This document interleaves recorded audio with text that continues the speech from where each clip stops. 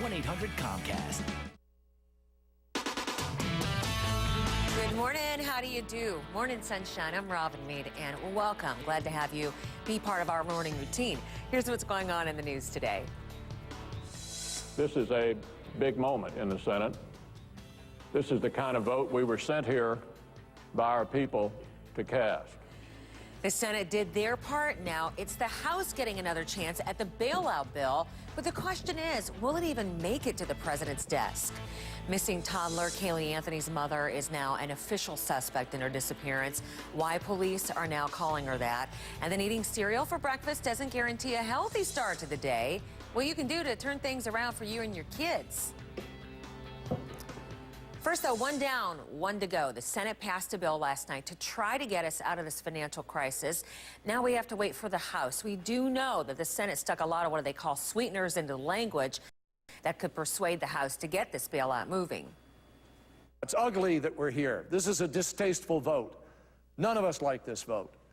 But the fact is, we have a responsibility to put our country and our economy and our security and our strength ahead of all of those dislikes and do the responsible thing here today. I am convinced we're going to get most of the money back, if not all of it back, by the way we've crafted this proposal. But I'm equally convinced if we do nothing, we're headed to a recession, maybe a depression, and you think it costs a lot now, just do nothing and see what it costs. Well, although the Senate approved the bill in a 74-25 vote, some lawmakers opposed it, and they made sure that their opposition was known. Mr. President, I strongly oppose this legislation. It takes our country in the wrong direction. It forces innocent taxpayers to bail out government policies and Wall Street mistakes. It asks the American people to take a leap of faith and trust people who have consistently misled them.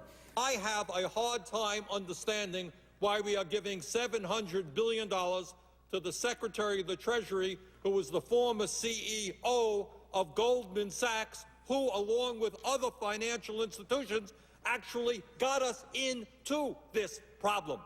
Wow, it got heated. Well, the bailout bill will be in the hands of the House tomorrow, where it already failed once. So let's talk to correspondent Richard Louie. There are actually three possibilities. I mean, you have two different alternatives, and then there's the alternative of not passing it at all. That's right, exactly. Those three possibilities, Robin. First off, the House revises the Senate bill. It then will go back to the Senate for approval.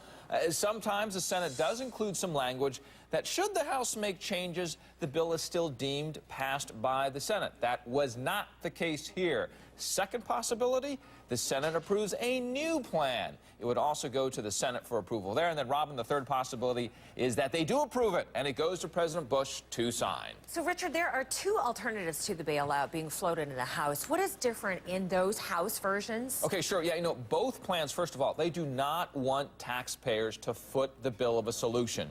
The plan pitched by a group of Dems, that one strives to help financial institutions change how they value the bad debt that we've been talking about, so they have more money on paper. Now, one problem so far for these institutions is that accounting standards require that they value bad debt at current super low market prices, making them look very poor on paper. Now, a separate plan, Robin, pushed by the GOP group would ensure losses from bad debt. Financial institutions would get help from the U.S. Treasury in that plan. Interesting to note, or very important to note here, rather, is that fees would pay for this plan, not taxpayers. Richard, thank you. Appreciate it. Sure. Something we'll be talking about for a few days here. New this morning, two deadly bomb attacks brought the holy month of Ramadan to an abrupt end in Baghdad. 20 people leading early morning prayers were killed at two different Shiite mosques. 35 others were wounded. The bombs went off as worshippers were ending a month of fasting. It is the third time this week that they've been targeted in Iraq.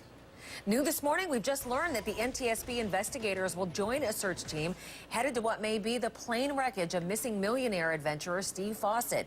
A break in his disappearance came Monday.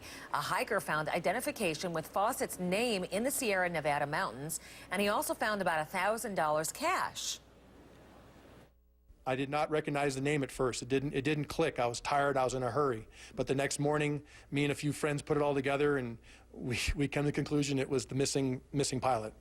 Well, Fawcett vanished on a solo flight more than a year ago. A judge declared him legally dead in February. Casey Anthony is now officially a suspect in her daughter's disappearance. Up until now, Florida police have called her only a person of interest. She's already charged with child neglect and lying to investigators about her 3-year-old's disappearance. She is our person that we continue to go to and hope that she will step forward. Finally, that she will wake up and say, let me provide the information to bring this to an end. Kaylee Anthony was last seen in mid-June. Investigators say they found traces of chloroform in her mother's car and evidence of human decomposition. 5 minutes after the hour. So, Thursday morning, and once again, kind of a soggy, soupy mess if you're headed out to the bus stop. At least in the Northeast, right? You're right, and there are just a couple of weather headlines today, and none of them have to do with tropical weather. So, good news there, at least we're not worried about a hurricane or tropical storm. But the weather headline for the Northeast, it's going to be gray skies and scattered showers again this morning. Cold air driving down to the southeast. It's going to be warm across the Rockies, and rain finally making its way into the West Coast. So more on that in just a bit. Let me get on over towards Lake Erie. Look at the showers coming off right by Erie, Pennsylvania, now stretching on in towards the extreme southwestern New York State. You're getting some lake effect rain, and it's going to be there for most of the day. Just a few sprinkles around Cleveland. It's going to be there for the morning. More of that afternoon stuff coming in as well. So it's going to be a little gusty up there, and you're going to get the rain showers coming off both lakes, Erie and Ontario. Look at the showers right by Rochester. Heavy rain just off towards your west. That is moving over towards the east. That's an indication with the yellow reading right there. You get over to the east a little bit farther, more showers coming in. Most of it is offshore, but then when you get in towards down east Maine, that's what you're looking at, the Portland radar going by. Heavy downpour action right there, and that is really ahead of a cold front that's going to steer that moisture eastward later this morning.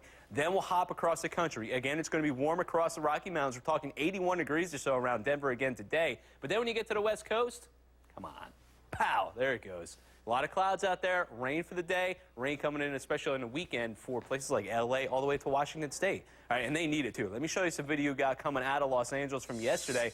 Big brush fire in Los Angeles County. Now it's fully contained, but the wind's not a factor. Believe it or not, it was the heat. Temperatures into the 90s yesterday. Cooler for you today, and clouds coming in. Rain for the weekend. Much needed rain for Los Angeles. That's on Saturday through Sunday. More in just a bit. Rob. Thank you very much. All right. Some people are saying that the moderator of tonight's vice presidential debate can't be fair. Why they say that she